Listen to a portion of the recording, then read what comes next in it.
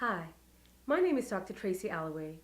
If you're watching this video series, it might be because you're concerned about your son or your daughter. You might be worried about their grades. Maybe they're not reaching their potential.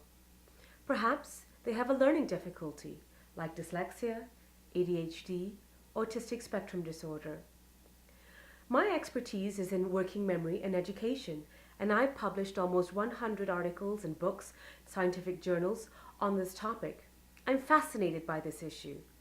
Why is it that school is so hard for some students while others just breeze through to get an A? What could be the answer to these questions? Some might think that it's IQ. I was part of a government-funded project about 10 years ago to look at this issue. But the more closely I began to look at this issue, the more questions I had.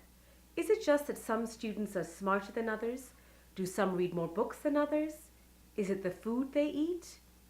I was puzzling over the data late one night, staring at it, trying to figure it out, trying to find an answer to these questions, when it hit me. It was working memory.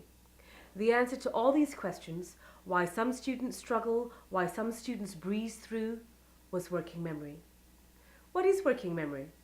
One way to think of working memory is like your brain's post-it note. Some of us have quite a small post-it note, while others have a larger post-it note.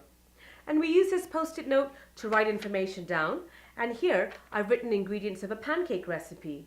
You can see that with the small post-it note, I run out of room quite quickly and I wasn't even able to finish the recipe. But we don't use working memory just to remember information. We also have to work with it, to do something with it. And so I've had to multiply these ingredients by 3, for example, to do something with this information.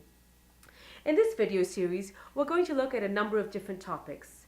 First of all, we're going to look at what is working memory. How can we learn more about working memory?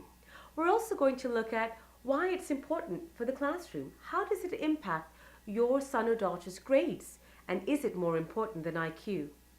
We're also going to look at working memory in different learning difficulties like dyslexia, ADHD, autistic spectrum disorder, and motor difficulties.